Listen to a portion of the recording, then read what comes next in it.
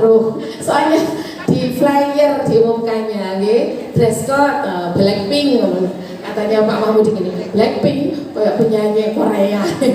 Blackpink.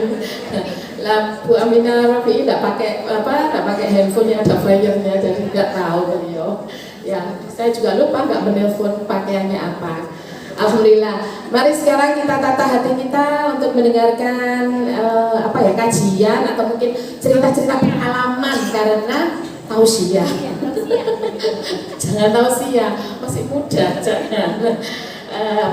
Cerita-cerita pengalaman beliau Bu Hikmah Bafaki selain menjadi wakil ketua komisi DPRD Provinsi Jawa Timur, itu beliau adalah ketua Kopatara, Komunitas Pelindungan Perempuan dan Anak Nusantara, yang kantornya ada di Singosari, Kabupaten Malang.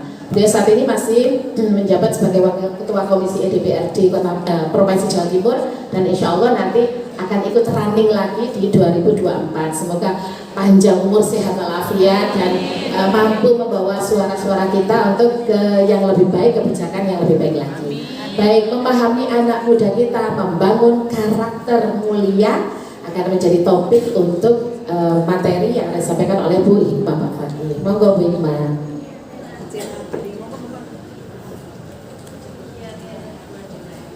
Assalamualaikum warahmatullahi wabarakatuh. Kalau lihat salamnya kayak mubalighah beneran ya. Tadi nanti kalau isinya tidak kayak mubalighah, semacam laporan saja. Bismillah, alhamdulillah, Allahumma sholli ala sayyidina Muhammad. Amma ba'da, ingkang kula hormati, kula taati para binyai, para ustadzah, khususipun Ibu Aminah Rafi'i dan seluruh jajaran kepengurusan BKMM DMI Kota Malang yang luar biasa. Kalau di masjid nggak boleh tepuk tangan ya, nggak boleh. Kebiasaan kalau dengan guru-guru TK itu kan sedikit-sedikit tepuk tangan gitu, oke? Alhamdulillah, sekian waktu yang lalu saya bertemu dengan Bu Mutmainah Mustafa atau yang kita kenal sebagai Bu Dahlan, dan ngobrol banyak tentang BKMM DMI karena saya juga pernah ada di kepengurusan DMI Kabupaten Malang. Kemudian tertarik sekali dengan perkembangan BKMM DMI Kota Malang yang luar biasa ini, yang hari ini pakai Blackpink ibu-ibunya ya. Alhamdulillah saudara sapi sehat nggih. Salah satunya dari hasil ngobrol-ngobrol itu adalah hari ini saya bisa sowan kepada panjenengan semua, dan bulan depan insya Allah sudah disetujui Direktur Rumah Sakit Saiful Anwar untuk bakti sosial di acara BKMM, pemeriksaan gratis dan semacam salah sehat kesehatan ya, beserta para dokter yang semuanya akan difasilitasi oleh RSSA Saiful Anwar. Karena kan Saiful Anwar tetangganya Masjid Jami ya. Saya bilang, Direktur, Pak Dir, Pak Bahtiar namanya, ahli onkologi, harus mau nih berkegiatan bersama ibu-ibu, belajar tentang bagaimana tata cara minum obat yang benar. Karena kadang-kadang kita sok gampang-gampangan ya, minum antibiotik ini oleh pondak di Novora, kapan expired dan sebagainya ya. Kalau musik minum apa dan sebagainya, nanti akan ada petunjuk-petunjuk praktis dari para dokter dan pemeriksaan gratis. Tanggalnya nanti diatur oleh BKMM ya, oleh Bu Mutmainah dan yang lain-lain.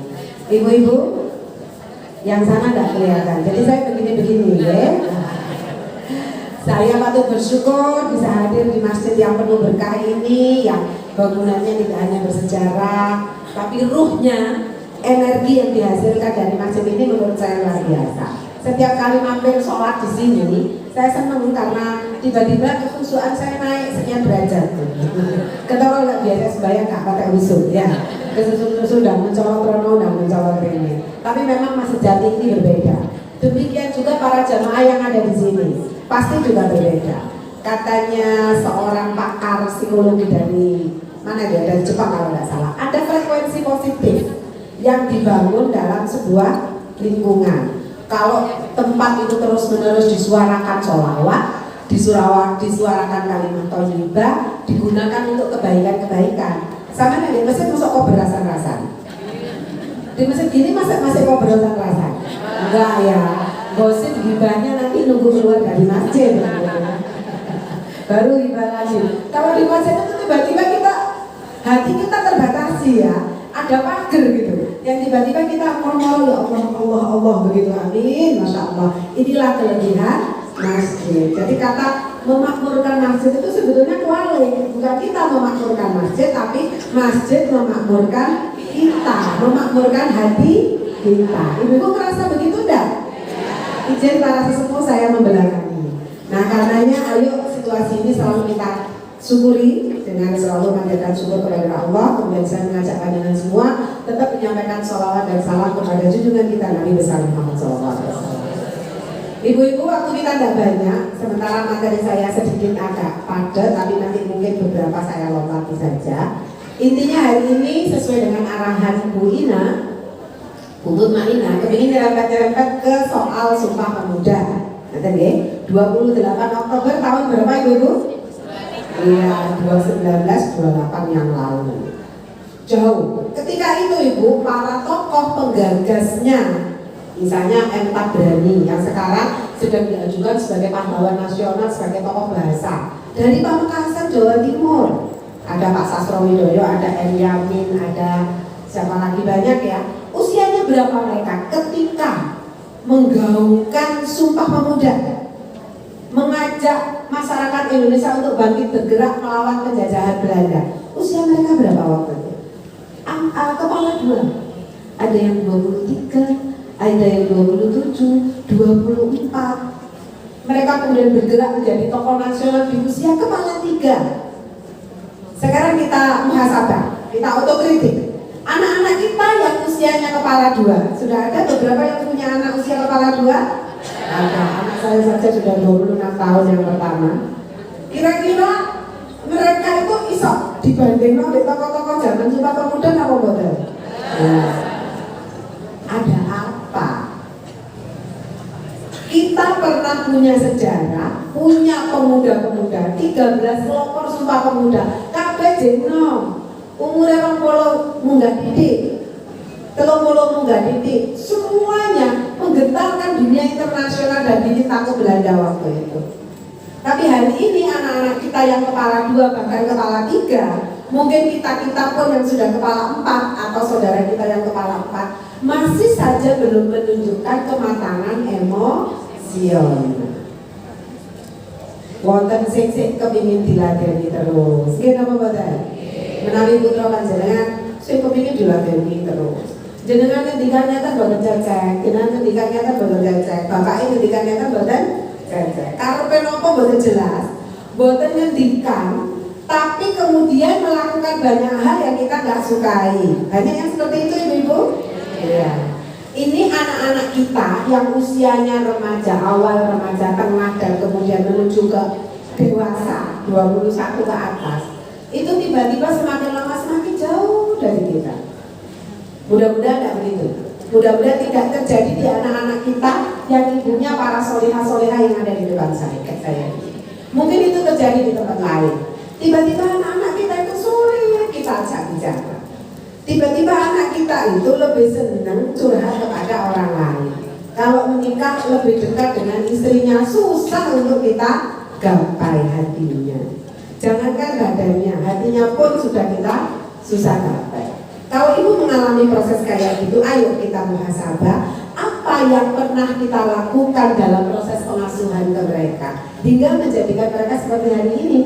Kalau ibu-ibu beruntung, anak-anak ibu-ibu hari ini adalah anak-anak soleh-solehah yang bisa menempatkan ibu-ibu semua dalam posisi sebagai orang tua yang disayang dan dihormati, yang bisa menempatkan kita semua sebagai orang terpenting dan azimat dalam hidupnya. Saya ingat dulu almarhum suami itu kalau ngajak karaoke gitu ya. Di room karaoke itu kalau anak-anak nyanyi lagu Korea, nyanyi lagu Barat gitu, suami saya selalu ngomong, nah dengerin ini nak, ini lagu luar biasa nak, dengerin. Anak-anaknya nunggu lagu apa? Ternyata lagu Keramatnya Roma Irama. Hai manusia, hormati ibu, dan seterusnya. Pesan penting dalam lagu itu hari ini agak susah untuk diwujudkan. Tidak banyak lagi anak-anak muda yang menganggap orang tuanya adalah azimat dalam hidupnya. Ibu-ibu kalau masih punya anak-anak yang anggap ibu-ibu semua azimah dalam hidupnya luar biasa ya. Ya kalau lebaran kemudian bersedia membasuh kakinya ibu-ibu dan meminum air itu dengan penuh hikmat. Kalau masih punya momen kayak gitu, masya Allah ibu, syukuri deh, masya Allah, itu luar biasa. Boleh kita tangisi, boleh kita syukur kepada Allah. Tidak banyak orang tua yang mengalami momen kados. Nah, ya kita lihat slide remaja dan tantangannya. Anak-anak kita yang muda-muda itu punya tantangan hidup kayak gini nih ibu. Hidupnya semakin kompetitif, gaya hidup yang semakin materialisme. Hari ini orang disebut sukses itu lek sugih apa lek tentrem atine? Kulo, anaknya Pak Ibu, iya berhasil. Kejoe dek kene gajine sakmene saiki wis nyekel mobil. Satu ibu rasa-rasan dengan ibu yang lain. Ketika pandangan dan gaya hidup kita menyandarkan, menstandarkan kebahagiaan itu kepada materi, kepada benda-benda, maka semuanya kita akan hitung ke situ kan. Jadi anak kita akan kita pilih misalnya 3 anak. Kalau mereka datang lebaran, mudik lebaran, akan kita hitung mana yang paling sukses adalah yang paling banyak hartanya. Kalau itu kita juga tergerus dalam gaya hidup yang material. Hingga kemudian momen mudik lebaran itu menjadi menakutkan bagi pasangan-pasangan muda. Karena menjadi momen dibanding-bandingke dengan dulur liyane. Nambah pirang senti gelane bojone. Ganti apa ndak sepeda motor mobile. Iso ngeki gawan apa yang ibu bapake. Akhirnya mudik lebaran yang mestinya hikmat, penuh sukacita menjadi ajang menyedihkan bagi anak-anak kita yang tidak berkemampuan secara materi. Terjadi tidak di dunia kita hari ini? Ibu-ibu tidak kepingin toh? Karena ibu pernah welas asih justru kepada anak yang paling tidak bagus ekonominya, kita paling sayang, benar enggak? Tapi dunia tidak begitu. Ibu sayang kepada anak ibu yang paling nggak punya secara ekonomi, tapi dunia tidak begitu. Dunia mereka memandang hidup ini kompetitif. Akhirnya kayak wong stres. Yang nomor 2, percepatan perkembangan teknologi. Hari ini jangankan anak-anak kita yang orang tua aja jadi budak atau majikan teknologi. Ini setan gepeng kata Bu Muslihanti ya. Bu Muslihanti sekarang sudah profesor, dosen UN. Ini katanya setan gepeng gitu ya. Kita menjadi majikan atau budak atas benda kecil ini. Kalau kita sedikit-sedikit meriksa, udiono WA, udiono iki. Baru tadi pagi kita posting di Facebook atau Instagram, kita periksa tiap 5 menit siapa yang komentar. Kalau ada yang komentar manis kita seneng, kalau ada yang komentar pahit kita marah. Nah, kalau si komentar rotok jutek, kita ngomong, memang dia punya apa? Wah, itulah ketika ini menjadi majikan, kita jadi budak. Ini yang memproduksi siapa ibu? Manusia. Tapi kita sudah jadi budaknya atau majikannya? Ya, di barat, di tempat di mana ini dihasilkan, kita kan bukan penghasil ini ya, kita konsumen, pemakai. Di dunia barat di mana barang ini dihasilkan, termasuk di Korea dan Jepang, mereka sudah menyadari untuk rodok bisa ranjang di barang ini. Nah kita, enggak, saya wis setengah ngomong anak ambil delok, handphone pengajian ambil delok, termasuk saya ngomong ini bu. Sebabnya kalau diperintah-perintah kalian yang kenal nih, hari ini rapat ini, hari ini rapat ini, hari ini temu ini, hari ini merentai dak karu-karuan dong mandeke. Sedino 24 jam, nggak ada hentinya. Inilah karenanya kemudian di dunia sana, di dunia luar sana, di negara maju tidak hanya 4.0, sudah ada 5.0. Kalau 4.0 4.0 itu teknologi informasi, dunia disruption dan sebagainya, mungkin ibu pernah dengar ya. Kalau 5.0 5.0 itu humanity, manusia adalah panglimanya. Boleh handphone ini kaya apa canggih, boleh teknologi informasi ini kaya apa apike, tapi menungso tetap kudu dadi maji. Nah, itu kesadaran di dunia barat sana. Di negara-negara maju kita belum. Yang ketiga, mobilitas perubahan pekerjaan. Banyak peluang karir, di versus cepatnya perubahan jenis pekerjaan. Anak-anak hari ini tuh kalau ditanya, anak-anak kecil ya, kalau ditanya apa cita-citamu, kalau zaman kita dulu jawabnya apa Bu? Jadi dokter, jadi guru gitu ya. Kalau anak sekarang jawabannya apa? YouTuber, blogger, chef gitu ya. Sesuatu yang asli bagiku panganan nopo gitu. Ya, kebaruan ini kita lihat. Perbedaan nilai antar generasi ini juga ruwet Ibu. Yang kita anggap pantas, dianggap tidak pantas, tidak pas oleh anak-anak kita. Yang mereka anggap pas, kita anggapnya tidak pas. Terjadi nggih hari ini nggih? Yang kita anggap tabu bagi anak kita tidak. Tapi jangan salah, bukan hanya itu, Bu.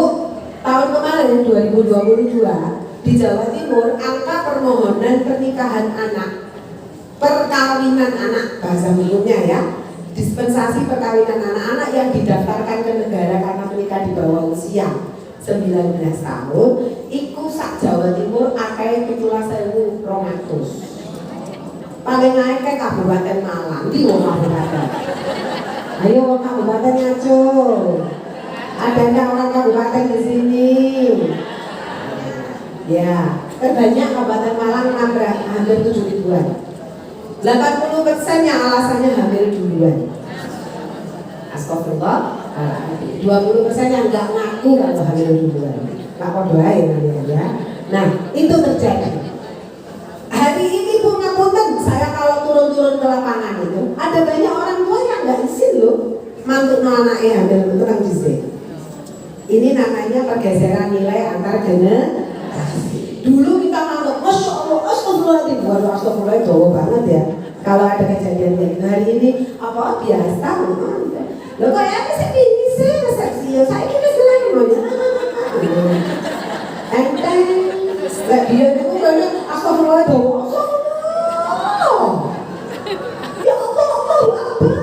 Dulu gitu ya. Sekarang, udah. Itu sudah menunjukkan kita semakin permisif terhadap pelanggaran norma agama. Problem kesehatan mental muncul di mana-mana. Karena apa? Tekanan relasi keluarga, teman dan sebagainya. Saya kemarin isi pendidikan anti bullying untuk guru-guru PGRI se-Kabupaten Malang 2 sesi ya, 600 yang hadir. Semua merasa tercengang. Memang bullying itu luar biasa. Dari yang tengah anak-anak kita tuh, kecil. Bagaimana mereka tidak destruktif, tidak garang, tidak kereng, lawang turinannya paten-patenan. Saya di online itu loh Bu, panjenengan nak boten derek toh, boten ningali game online putra-putra wali toh. Isinya itu darah, untuk konyol-konyol. Jangan tadi itu biasa. Akhirnya kok membentuk karakter anak kita menjadi kasar dan destruktif. Lanjut. Kita cepat nih, revolusi industri, bonus demografi 2030 itu 70% kita ini milenial nantinya. Tapi apa daya? Sekalipun kita dapat bonus demografi di Jawa Timur dan Indonesia sampai 2030, kalau generasinya tidak berkualitas, apa kok mau? Oke, nanti ini di-share di grup ya Ibu ya. Lanjut, disrupsi robot dan AI di dunia kerja. Ini tadi tantangan dunia kerja ya. Anak-anak semakin, sekolah itu harus mikir, ini kok kerja apa? Ini menambah daftar pengangguran. Lulus S1 nganggur, S2. Lulus S2 tambah nganggur. Sing ibuke ngomong, anak itu aja dhisik, kok tambah jodone angel, sekolah duku-duku. Kawin sik ae, gitu ya. Banyak hal, tantangan. Sampai kita tidak pernah, mungkin kita tidak memikirkan betapa itu menjadi beban yang luar biasa bagi anak-anak. Ketika mereka berpikir sekolah besok-besok aku kerja, anak-anak mikir itu masih tidak dikatakan. Kalau saya tanya mereka itu yang mereka pikirkan pertama. Sementara angka pengangguran terbuka di Jawa Timur masih di atas rata-rata nasional ya pasca pandemi kemarin. Lanjut, kita cepat aja. Ini teknologi digital dan sebagainya lanjut. Nah, tren kasus bunuh diri, meningkat. Data Pusat Informasi Kriminal Nasional Kepolisian RI ada 971 kasus di periode Januari sampai Oktober 2023. Pirang bulan nih Ibu?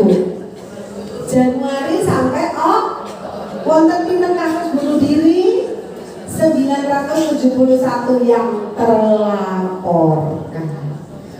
Mungkin ada kemungkinan bunuh diri yang tidak terlaporkan dan tidak terlacak?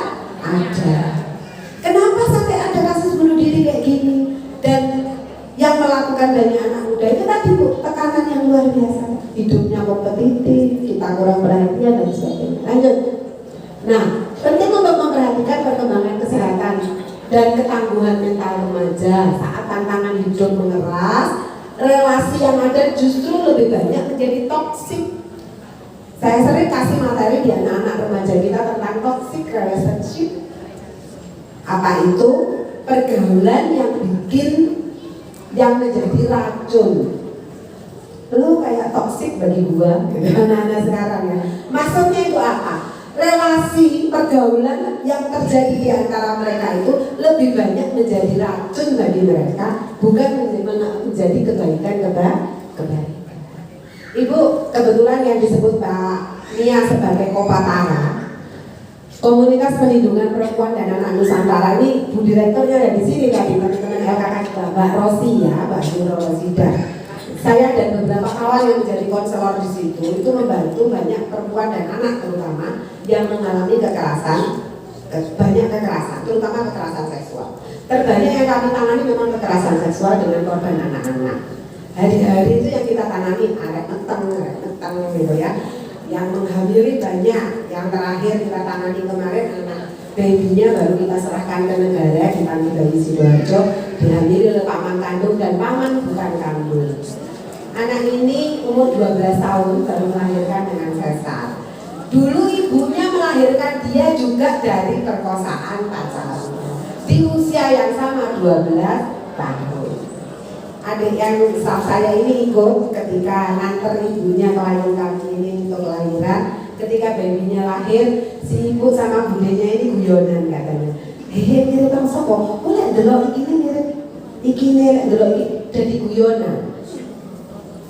Ya ini karena memang bukan kelompok yang berpengetahuan ya, yang knowledge gitu, yang harus kita rangkul dan cintai. Masyarakat kayak gini, umat kita yang kayak gini, muslimah yang kayak gini. Ibunya itu ngamen, telinganya panjang tuh pakai jilbab hanya ketika datang ke Kopatara. Kalau enggak ya lepas jilbab. Ini banyak yang kayak gitu, nggak 1-2 kali kami tangani oleh bapak kandung. Tapi ibu jangan salah, yang terbanyak itu siapa pelakunya? Pacar sendiri. Terbanyak.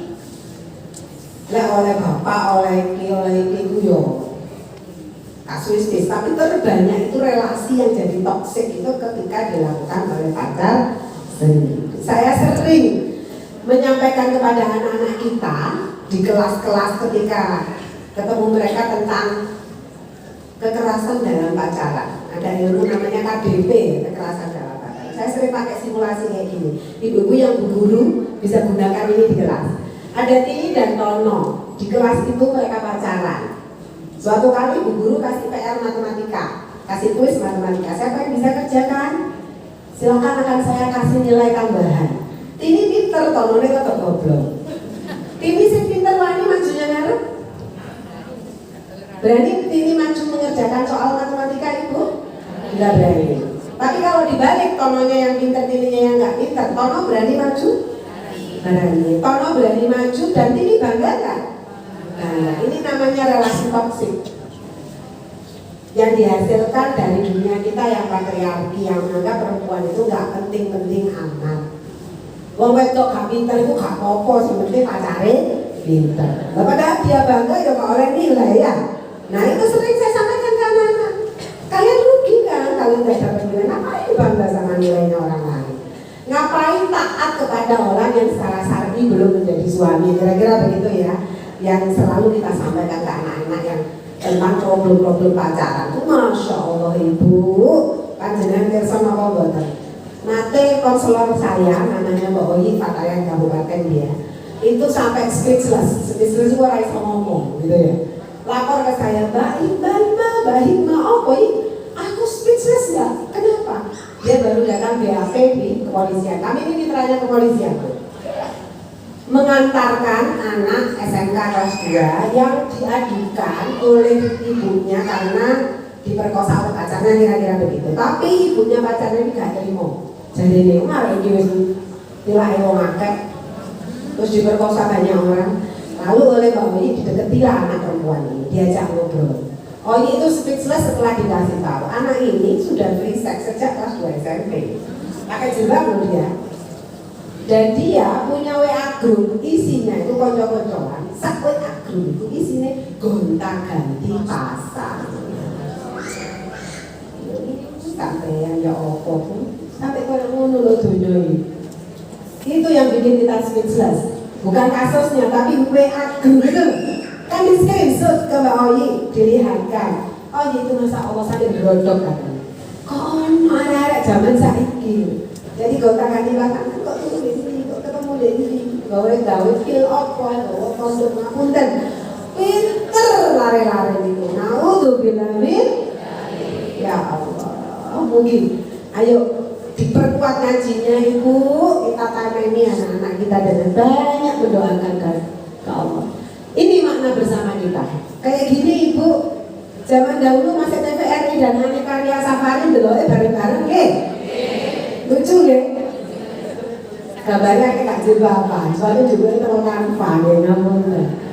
Nah yang sebelah itu bersama, tapi tidak bersama. Hari ini dunia karek gak ada, tapi gak ada itu justru medeni ya. Liritan terus kali. Lanjut. Tiap fase tumbuh kembang, setiap anak membutuhkan dukungan dan respon positif dari orang tua dan orang dewasa di sekitarnya. Dari proses imitasi sederhana di masa kecil, imitasi ada ciliknya, nirok-nirok loh, imitasi maksudnya. Kalau ini dulunya bukan berbasis psikologi, baru S3-nya ini sedang belajar psikologi, dulunya di sastra. Jadi harus gradul-gradul gitu, supaya bisa meningkatkan layanan untuk klien-klien. Mereka kemudian merekam tata nilai, membentuknya menjadi kebiasaan. Oh, cuci tangan pakai sabun. Oh, kalau ayah datang ibu cium tangan. Oh, kalau ibu lelah, ayah suka pijitin ibu. Oh, ayah sama ibu nggak pernah tinggi suaranya kalau sedang berbicara. Oh, banyak. Oh, kakakku yang sudah berumah tangga itu nggak pernah memberikan anaknya yang masih kecil dalam kondisi kotor kepada ibu dan bapak. Bukan sebaliknya, ibunya dikongkon ngomong, dikongkon. Ya, bukan itu. Anak merekam itu. Ketika anak merekam itu, dia akan mengulang itu dalam hidupnya yang ya, di kemudian hari. Itu merekam dan menjadikan sebagai kebiasaan hingga menjadi pandangan hidup. Mengalami gesekan, memanipulasi ini dinamika psikologi anak ya. Mengalami gesekan begitu dia agak gede, ada gesekan dengan temennya, bertengkar, ini itu bersaing ya kan. Ketika dewasa begitu juga lulus sekolah, di dunia kerja, memanipulasi situasinya, mengelolanya dengan baik atau buruk itu dilihat. Kemudian menghasilkan keterampilan hidup. Jadi kayak Tabrani, M. Yasin dan semua tokoh-tokoh penting di balik Sumpah Pemuda tadi itu pasti mengalami itu. Mengalami gesekan, mengolahnya dengan baik. Kalau anak kita biarkan, kita manjakan sedemikian rupa kayak slide berikut. Ini fase-fase penting relasi antara anak dan orang tua ya. 0 sampai 2 tahun orang tua itu babysitter, 3 sampai 6 tahun orang tua itu pengasuh dan penanam tata nilai. Ibu atau guru TK-nya yang kasih tanam tata nilai? Atau handphone? Kan kalau anak rewel langsung dikasih tuh, berarti tata nilainya diberikan oleh Udin dong, bukan kita ya. Kemudian 6 sampai 12 tahun sudah mengenal pertemanan intens, ortu sebagai teman tapi tetap melakukan supervisi. Kemudian 13 sampai 20 sebagai teman, komunikasi dibangun dalam dialektika, saling. Nah, ini dia yang anak-anak dewasa ya. Lanjut. Nah, ini Bu yang saya katakan tadi. Gesekan yang diperoleh anak itu penting karena anak itu jangan diperlakukan kayak gelas kaca yang rapuh itu loh Bu. Kan ada orang tua sakit sayangnya sama anak. Dulu dia mungkin hidupnya menderita orang tua ini, tidak kepingin anaknya mengalami penderitaan yang sama. Jadi anak itu kok diperlakukan kok gelas kaca yang gampang pecah, bisa dicekel uang ngamuk, metu sumune ibu, kayak petek kedor dalam. Apa itu ya? Ayam betina ngeremi anaknya loh bu, kelabukan ya. Oh tak ditegur gurunya sampai kriminalisasi gurunya. Oh sadari tegur sampai klerongi. Sampai musuhan ibu-ibu dasawi semua gara-gara dewe anaknya sampai ya. Zaman dahulu ketika kita kecil, kita nggak ngaji, ketahuan tetangga, dijewer sama tetangga, ibu sama bapak kita berterima kasih apa enggak? Berterima kasih. Hari ini sampai mana jewer anaknya kamu? Kantor apa betul? Itulah krisis pengasuhan bersama ibu. Itulah yang bikin angka kekerasan meninggi. Itulah yang bikin anak-anak kita semakin tidak karu-karuan. Kenapa? Karena orang tuanya cuma kita seorang dan kita sendiri punya keterbatasan. Lingkungan tidak mau menjadi orang tua karena tidak tercipta pengasuhan bersama berbasis masyarakat. Itu yang dulu kita alami. Yang usianya kepala 5 kayak saya. Itu kita alami nggak masa kecil dijewer tonggo tapi ibu bersyukur itu. Hari ini nggak ada yang berani jewer anaknya. Guru aja bisa dikriminalisasi, ya. Nah, sampai MK mencabut soal itu ya. Oke, karena kita memperlakukan anak kita kayak gitu, wajar kalau mereka menjadi selfish, rapuh, gampang depresi, kena tekanan PTI buat. Panjenengan suatu kali para korporat pemilik usaha di Indonesia berkumpul, mereka rapat melakukan evaluasi. Apa kekurangan angkatan kerja muda Indonesia menurut para pemberi kerja? Yang sedang rapat ini pengusaha-pengusaha.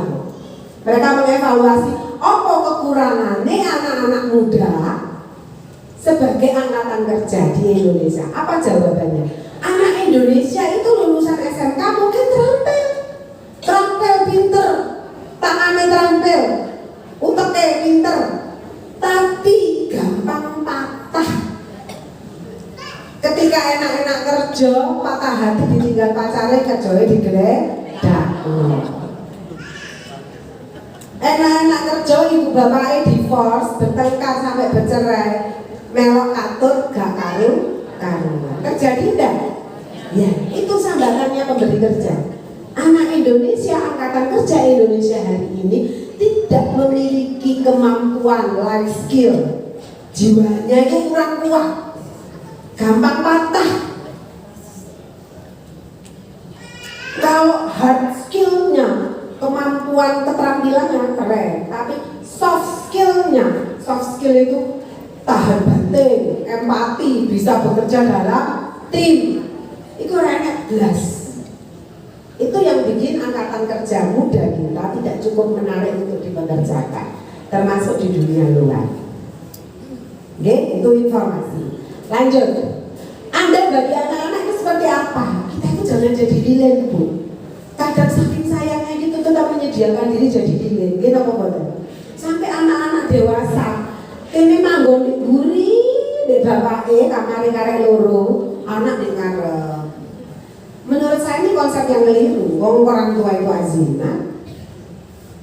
Sudah selesai dengan membesarkan, memberi dia ilmu pengetahuan, kok boleh diri. Selanjutnya, jangan terus kita jadi lilin membakar diri. Lilin itu menerangi tapi habis apa bodar? Ya, banyak nggak orang tua yang senang jadi lilin? Jangan jadi lampu LED yang tahan lama saja. Menerangi terus-menerus nggak pernah habis. Berdaya guna sampai lama, sampai anak punya anak, kita punya cucu pun kita masih bisa menjadi penengah ketika mereka mengalami masalah. Kita menjadi tempat curhat yang mereka inginkan. Mereka nyaman dengan kita, anak kita yang kecil pun nyaman, anak kita yang dewasa pun sampai mereka berumah tangga pun nyaman dengan kita karena kita bisa menempatkan diri. Itu ketika kita nggak jadi lilin. Nah, mudah-mudahan kita akan masuk kayak gitu. Nah, orang tua bisa menjadi apa, Bu? Pendengar aktif, berempati dan respect. Nah, kadang soal respect ini agak susah, Bu ya. Waktu anak-anak kita masih kecil, ketika mereka jerawatan satu gitu. Kita sepelekan, anak-anak itu gopoh gak karu-karuan. Anak wedok SMP, kok isu-isu nangis gak gelem sekolah, mergo buku. Sampai nguring-nguring, ya aduh, ibuku dia waktu SMP kukulnya sarai, percaya diri. Lalu kok sih kok wedi. Nah, itu jenengan gak respect namanya. Jadi jenengan merendahkan, menganggap remeh problem yang mereka anggap besar. Kan problem itu dianggap besar, berat dan tidak, kan apa katanya yang punya problem? Panjenengan dulu dan anak kita sekarang di usia yang sama apa enggak? Situasinya enggak sama. Dulu enggak ada medsos, Bu, bahwa setan gepeng. Suami zaman dahulu itu orangnya ya sampean ambil tonggo sebelah omah. Iya. Oh, ayuan bojoku. Selesai. Kalau sekarang referensinya akeh, Bu. Korea iso, India iso, Vietnam iso, Thailand iso. Bandingannya akeh. Tambah angel. Inilah mengapa kemudian perlu sekali membangun respect dalam hubungan dengan anak kita, hormat. Saya ngomong begini ini bukan berarti saya selesai. Saya juga mengalami kendala luar biasa. Punya 4 anak, 1 perempuan, 3 laki-laki. 4 ini dewe-dewe situasinya. Anak saya yang pertama itu tak ajeng-ajeng, tak arep-arep cek oleh calon mantu sing hafidhah gitu ya. Tahunya nyenengi arek sing gak jilbaban. Tak tanya, "Le, kok gitu loh? Kamu ini masih elek-elek ya santri pernah mondok. Lu supaya aku dapat pahala ya. Nanti kalau tak kawin kan pasti jilbaban. Dan takut kali kalau tak fasih ngajinya. Yang jadi anakmu siapa? Yuk nanti tak didikan TP Kilono jawabannya. Ayo wakil dah. Tapi sekalipun saya terus beristighfar dan berharap dia lurus jalannya, saya pasrahkan kepada Allah. Saya lebih memilih untuk dia bercerita dibanding main belakang. Sekalipun dia agak kecut-kecut dia nopo gitu. Kok iso, nah kita ketemu halati-halatimu di pasuruan ini ya opo gitu ya. Wong saudara-saudara saya itu ya kayak gitu kemudian ada calon mantu kayak gini nih gimana gitu ya. Tapi jawabannya itu ya ono ae. Tapi sekali lagi ketika saya ramesi, mungkin kalau saya tekan dia mau nurut. Gak iso, bunda carikan karena dia tuh sama bundanya kan luar biasa takut, hormat dan takut. Tapi saya kasihan gitu, kalau dia nurut hanya karena takut. Jadi saya mencoba menghormati pilihannya, tak ajak dialog, tak ajak ngomong, macam-macam Bu. Panjenengan juga punya problem yang sama. Jadi kalau saya matur kayak gini ini bukan berarti saya ibu yang becus, bukan. Anak keempat saya pernah tidak naik kelas loh. Yang sekarang disidogiri dan pulang ke rumah karena sakit sekarang. Tidak naik kelas waktu kelas 1 karena kalau sekolah sebenarnya sini tanggung gitu. Dia tidak mau diajari. Tiap hari keliling anak kinestetik istilahnya ya. Tapi begitu kelas 2 Mbak Nia, Bu Fatimah dan semua ini berteman dengan anak saya. Begitu gede semua kebingungan cara menanggapi ceritanya yang tidak ada habisnya. Ibu pasti punya kan anak-anak unik kayak gitu ya. Nah, setiap anak itu ternyata sama Allah dikasih kelebihan masing-masing. Satu hal yang membuat saya percaya diri adalah saya nggak pernah paksa anak saya berprestasi.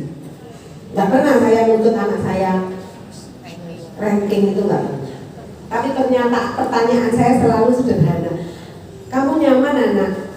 Kamu senang sekolah? Gimana di sekolah? Senang enggak? Anak-anak zaman sekarang ini Bu, banyak yang gampang patah yang saya sebutkan depresi tadi. Yang tidak bekerja dan tidak bisa bekerja dalam tim tadi ya. Lek koncoan angel, lek udah dimantu angel lah karu-karuan. Ya, jadi konco yang menyebalkan. Anak-anak kayak gini tuh karena kita didik mereka dengan tekanan. Kudu rene. Mbok sampean gaya jidole dhewe. Sampean dia pinter ta matematika. Ayo, kok anaknya saiki matematika dikongkon pinter.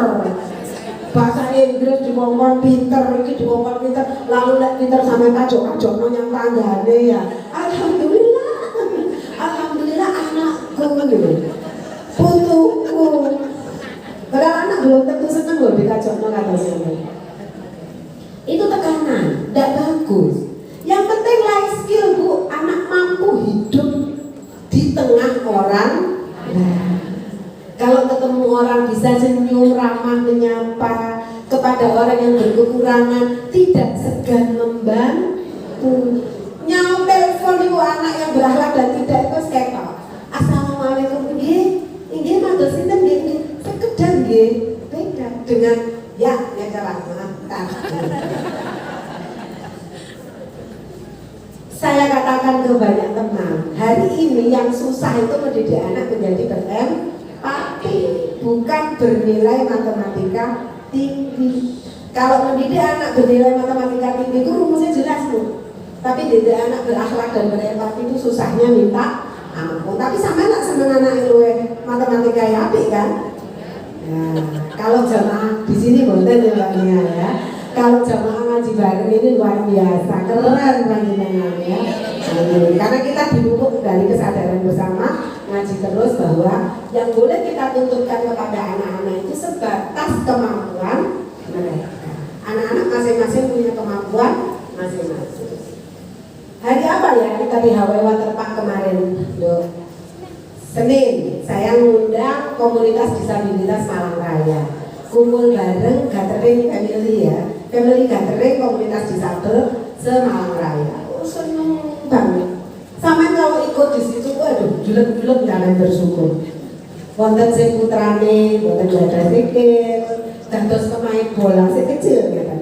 Tadi kula teraken teng Jakarta Piala Menpora. Anak kelas 3 SD bersama bapak-bapak yang lainnya. Saya pembina sepak bola satu kaki bu. Kula niki boten remen bal-balan, boten ngerti bal-balan blas. Tapi saya ini pembina banyak klub sepak bola anak-anak dan laki-laki dewasa yang kakinya tinggal satu, jadi mainnya pakai satu kaki. Kelompok disabilitas namanya Persatuan Sepak Bola Amputasi Indo. Tanggal 23 ini mereka ikut Piala Menpora di Jakarta. Doakan ya Bu ya. Ini warga Malang loh, Arema ya, main dan menunjukkan bahwa mereka tetap bahagia dan gembira membangun kesehatan dirinya sekalipun kakinya cuma satu. Panjenengan kersani dan kumpul dengan mereka, kita akan bersyukur ya Allah anakku, alhamdulillah dikei gendeng. Pun ibu, sampai mau nuntut apa lagi gitu? Wes genep pinter soleh, sampai nuntut mana masya Allah, sampai niku cara terlembu, kurang terus saya. Nah, ibu, apapun itu sumbunya adalah di keluarga. Waktu COVID kemarin, kita dapat laporan dari Polda Jawa Timur. Angka kekerasan seksual dengan korban anak naik 7,4%. Itu tinggi banget loh Bu, 7,4%. Angka kekerasan seksual korbannya anak-anak. Polda Jatim yang laporan ke komisi ini naik 7,4%. Saat itu anak bersama Bu Guru apa bersama kita? Pembelajaran daring kan ya? Turun kenceng sebelah nih, pembelajaran daring ya Bu. Sinten sing dados guru waktu niku? Jenengan. Waktu niku jenengan sepaneng nggih. Wong kudu pinter matematika bahasa Indonesia PPKN begitu ngopo golek contoh-contohan di grup WA guru. Di grup WA wali murid. Kula nggih wonten teng grup paguyuban wali murid. Ya kudu guyu dhewe. Ibu-ibu ku contohan golek jawabane PR anake dhewe. Anake dolanan handphone. Mungkin kakek dolanan handphone itu 7,4% naik. Waktu anak-anak bersama kita. Artinya apa? Kita dan lembaga sekolah, apian lembaga sekolah ternyata keluarga ini lemah. Itu fakta real, empirik loh. Jawa Timur nih. Nah, karenanya di mana-mana saya ngajak ngomong, ayo kembali ke ketahanan keluarga. Konsep ini zaman Rasulullah sudah diinikan. Saya diwanti-wanti Bu Mainah, Mas yo ngono yo, nyitiro ayat-ayat siji-siji Mbak Himan. Kulo niki mboten nate ngaji pakai ayat ya. Tapi kalau kita rujuk misalnya surat An-Nisa ayat 9 yang sangat terkenal itu. Bismillahirrahmanirrahim. Wal yasal ladina law taraku min khalfihim dzurriyyatan dha'afa khafu 'alaihim falyattaqullaha falyaqulu qawlan sadida. Allah berkata di An-Nisa ayat 9 itu, dan hendaklah takut kepada Allah orang-orang yang seandainya meninggalkan di belakang mereka anak-anak yang lemah, yang mereka khawatir terhadap mereka. Oleh karena itu hendaklah mereka bertakwa kepada Allah dan hendaklah mereka mengucapkan perkataan yang benar. Ini kuncinya di sini. Kalau kita sama Allah diperingatkan, kalau kita meninggalkan generasi yang lemah.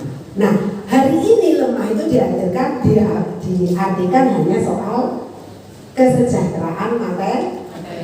Betul. Yang dimaksudkan Quran itu ya lahir dan anak sing jejeg nyang tanggane apik iso guyu nyang wong liya nyang makara tuwane yo. Nah, yang keluarga besar guyu, di RT yo disenengi. Nah, itu yang digoleki, yang dimaksud oleh Allah. Kita diminta takut kalau anak kita tidak seperti itu nantinya. Monggo itu kita upayakan lewat ketahanan keluarga. Ketahanan keluarga itu konsepnya bukan keluarga tanpa masalah. Wonten tak teng mriki, sak pinten kathah iki ingkang keluargane mboten enten masalah. Sampeyan tanglet kula duduhi siji-siji sampeyan paling nangis. Padha ae. Semua keluarga itu pasti punya masalah. Nasi Mbak Nia sing MC lucu dan pintar itu keluarga bisa jadi ada masalah. Kecil ataupun besar keluarga kita punya sumbernya macam-macam. Yang disebut keluarga berketahanan itu bukan keluarga tanpa masalah, itu keliru. Tapi keluarga yang sekalipun punya masalah mampu menyelesaikan masalah itu dengan konsepnya itu ya, dengan sumber daya yang dimiliki sendiri dulu, dengan resources yang dimiliki sendiri dulu, baru jalur tolong lihat. Ojo terus lah duwe masalah ini daya-daya yang ngomong. Saya punya klien KDRT itu ya, senengannya cerita yang tanggane. Jadi waktu bojone seneng gepuhan, bapaknya bojone yang wedok ini seneng gepuhan terus akhirnya selingkuh dengan wedok liya. Waduh, klien saya itu datang setiap hari mengadu menangis, ngelak ke bojone entek kulek semua welek ke bojone. Tiap hari mengadukan suaminya, nangis. Angger tonggone dijak rasan-rasan sing lanang. Sak kampung ngerti kabeh. Itu keluarga berketahanan? Enggak. Tapi ada juga wong wedok kuwi sing lanang, nenem gak wani lapor. Dan anaknya tahu, dan karenanya anaknya merasa tertekan dan terhambat pertumbuhan psikisnya. Ini keluarga berketahanan? Sama-sama tidak mampu menyelesaikan. Pertama dengan yang dimiliki sendiri, lek iso njaluk apa enggak apa. Dalam Quran itu disebutkan relasi suami istri itu ketika bermasalah boleh ngangkat hakam dari kalanganmu yang kamu percaya. Kata Allah kan begitu. Boleh. Ke konselor, ke kopatara minta bantuan itu boleh gitu. Itu bagian dari ini. Tapi yang dilarang itu ngewer-ngewer persoalan ke orang. Sing lucu, beberapa klien saya yang seneng cerita tentang aib suaminya ini, begitu rukun lah kok mentengan. Waktu masalah ketemu mana lemu. Yuk dah. Sampai niku ngene iki gak isin tak sampeyan. Biar tak ajari, aja gampang curhat mbek wong. Saiki gak curhat mbek wong liya, Bu, curhat mbek kene. Ya, ngerasani bojone marang tuwane kakak ipare adek kene kene. Tambah akeh sing ngerti nggih. Sing ngertos tambah sak donya. Dan tidak bisa dihapus. Sudah dari clone istilahnya ya. Lanjut, jangan ditunda untuk berbahagia ibu ya. Terakhir ini resep untuk para ibu, jangan senang disebut sebagai super mom. Weh bu yo super mom, nangani klien jadi dewan, anaknya papa terondo bisa. Kan single mom saya. Berarti Bu Ima super mom, tidak mau saya dibilang super mom. Itu kekerasan.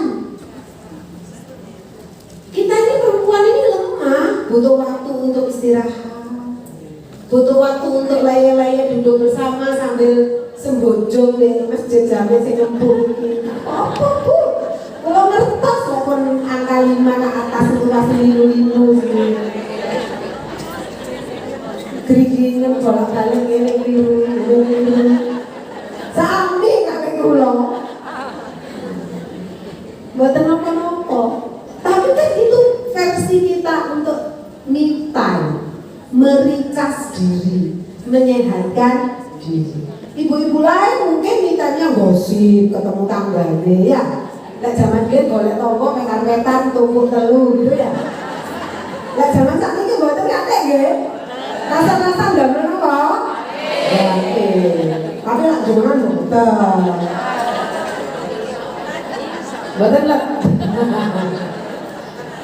Mboten lah. Kan nek ngaji bareng ngeten iki kon hatinya bersih ya. Masa tiap hari tiap seminggu sekali datang ke tempat suci ini masih punya potensi tiba-tiba nggak penting, nggak produktif, enggak ya Bu ya. Kita ngaji, duduk bersama, membaca kalimat thayyibah. Ada yang mitemnya sholat malamnya banyak. Kalau saya sholat malam dikit-dikit wae. Mitemnya saya seneng drakor. Kalau jenengan mungkin sudah lebih solihah lagi, luar biasa. Itu cara kita mericas diri karena kita bukan supermom. Nek Desember itu loh Bu, peringatan hari ibu, tangannya akeh loh. Coba Mbak Nia ditampilkan Mbak Nia. Kilo, ono sing nyekel sote, ono sing nyekel anak, nyekel popok, nyekel laptop ya. Itu kan supermom ya. Lalu perempuan bangga, memang kita ini detail. Katanya Ibu Tini yang anggota majelis taklim, pemimpin majelis taklim di ujung sana, dia bilang, lek mboten kula. Kula sering guyonan nek teng kampung-kampung pengawasan musliman Malaya. Wonten Ibu ketua ranting teng pucuk gunung mriku. Acara sholawatan dibaan ya, dibaan. Mulai awal sing nyekel mic dhek. Assalamualaikum. MC-ne dhewe sholawatan dibaan berjanji dinekno dhewe. Pengisian diisi dhewe. Dalah cuma ngomongno lek kencringan iku lho. Diomongno oleh pengurus cabang ditegur, penonton kaderisasi gantosan kalian itu sing enem sumule metu mboten saged Ibu lek mboten kula tapi iki mboten enten nggih tapi iki jenisnya sing seneng lek sembarang dibagi-bagi ta terus pikir dhewe ta alhamdulillah beban harus dibagi karena kita bukan supermom. Kita butuh waktu untuk istirahat, kita butuh disayang, kita butuh dipuji, kita butuh kadang-kadang keluar dari masalah. Ojo ono masalah ndek kene terus sama mlebu terus blek lagi akhirnya jenengan setanung gampang ngamuk cerewet gak karu-karuan. Keluarlah sebentar, ambil jarak. Ya Allah ngono ta bojoku Gusti. Ada seorang ulama mengatakan ibadah terpanjang itu adalah perkawinan. Nah sembahyang kan dengan waktu dan hari. Perkawinan kan semuanya setiap hari ibadah terus. Sampai bosen ya butuh gak boleh bosen. Sampai mantul gak boleh ngetokno. Sampai kepingin ngomong elek wedi dadi tuwa ya ndak kare ngomong elek. Aku nopo mboten ibadah itu. Tapi lek wong sing seneng ngaji bareng karo jenengan, nggih. Karena kalau kita terpeleset kita jadi kayak gini nih Bu, metu sumune gitu lho, metu beluke niku kupinge. Ibu sampe metu beluke kupinge. Napa niku?